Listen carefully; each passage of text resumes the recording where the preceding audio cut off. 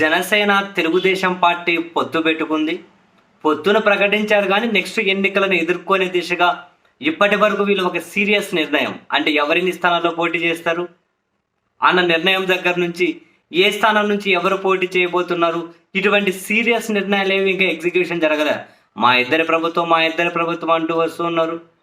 వాళ్ళిద్దరు ప్రకటిస్తే వీళ్ళిద్దరిని అభ్యర్థులు కాదు నియోజకవర్గాలు ప్రకటించుకుంటూ వస్తూ ఉన్నారు. అండ్ కొందరు అయితే న్యూటన్ థర్డ్లా సెకండ్లా ఫస్ట్లా అని చెప్పి ఏదో పాపం ట్విట్టర్లో ట్వీట్లు పెట్టి కొందరు ఏదో ఉత్తి సంతోషాన్ని అయితే పొందుతూ ఉన్నారు. అండ్ కొందరికి అసలు ఆ పొత్తు ఉంటుందా లేదా అన్న అనుమానం కూడా లేకపోలేదు.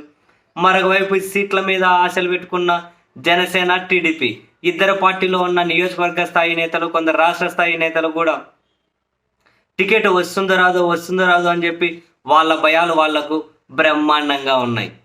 అండ్ ఈ క్రమంలో టికెట్ వస్తుందా రాదా అనుకున్న భయపడే వాళ్ళల్లో వైఎస్ఆర్ కాంగ్రెస్ పార్టీ నుండి వాళ్ళకి ఎమ్మెల్సీ ఎన్నికల్లో వాళ్ళ పార్టీలో నుండి ఉండి టీడీపీ అభ్యర్థికి ఓటేసి సొంత పార్టీకి వెన్నుపోటు పడిచినటువంటి నలుగురు ఎమ్మెల్యేలలో మొదట మాట్లాడుకోవాల్సింది కోటంరెడ్డి శ్రీధర్ రెడ్డి గారు.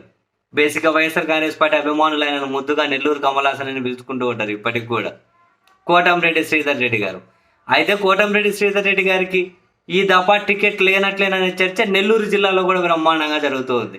ఒకవేళ అదే జరిగితే కోటంరెడ్డి శ్రీధర్ రెడ్డి గారి రాజకీయ భవిష్యత్తు ఏమవుతుందో తెలియదు కానీ లేదు తన దగ్గర ఉన్నటువంటి వీళ్ళు కమలాసన్ అంటూ ఉంటారు కదా ఆ కళలన్నీ ప్రదర్శించి ఆయన టికెట్ తెచ్చుకుంటారేమో లాస్ట్కు చూడాలి. కానీ బట్ ఒక చర్చ అయితే నెల్లూరులోనే ఉంది.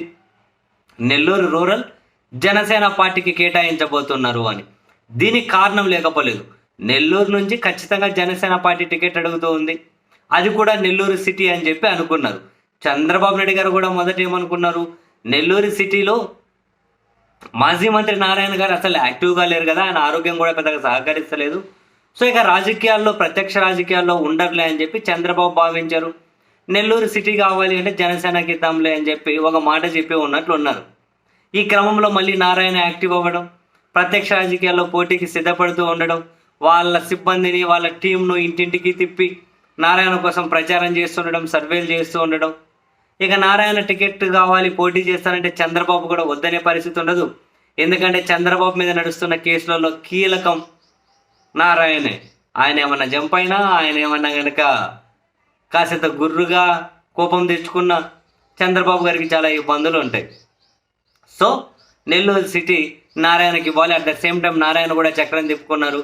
నెల్లూరు సిటీని అడుగుతున్నటువంటి జనసేనకు నెల్లూరు రూరల్ ఇప్పిస్తానులేండి అని చెప్పి సిటీ ఆశించే జనసేన నాయకులకు ఇంత ప్యాకేజ్ డీల్ సెట్ చేసుకున్నారు అని.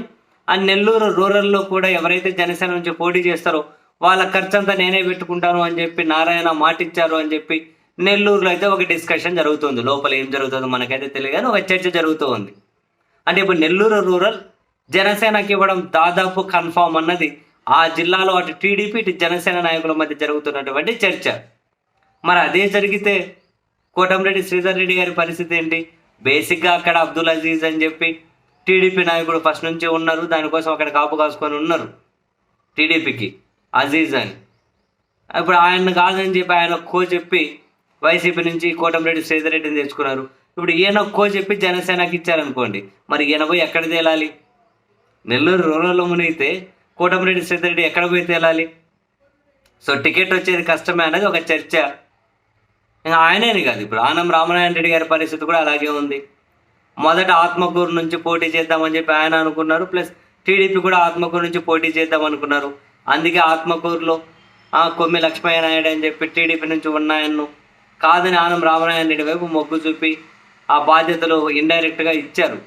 కానీ అక్కడ గెలిచే అవకాశం లేదని ఆనం రామనారాయణ రెడ్డికి తెలిసిన తర్వాత నాకు వెంకటగిరి కావాలని చెప్పి పట్టుబడుతున్నారు అన్నది జిల్లాలో జరుగుతున్నటువంటి మరో చర్చ. వెంకటగిరి ఆయనకి ఇచ్చే పరిస్థితి లేదట. సో ఈ పరిస్థితుల్లో వైసీపీ నుంచి జంప్ అయినటువంటి ఇద్దరు టీడీపీలో వాళ్ళకి టికెట్లు వస్తాయా రాకపోతే రాజకీయంగా వాళ్ళ భవిష్యత్తు ముగిసినట్లేనా, మంచిగా కూర్చున్న కొమ్మని నరుక్కుంటే మరి వీళ్ళలాగే ఉంటుందేమో పరిస్థితి అని చెప్పి నెల్లూరు జిల్లాలో అయితే బాగానే చర్చలు అయితే జరుగుతూ ఉన్నాయి.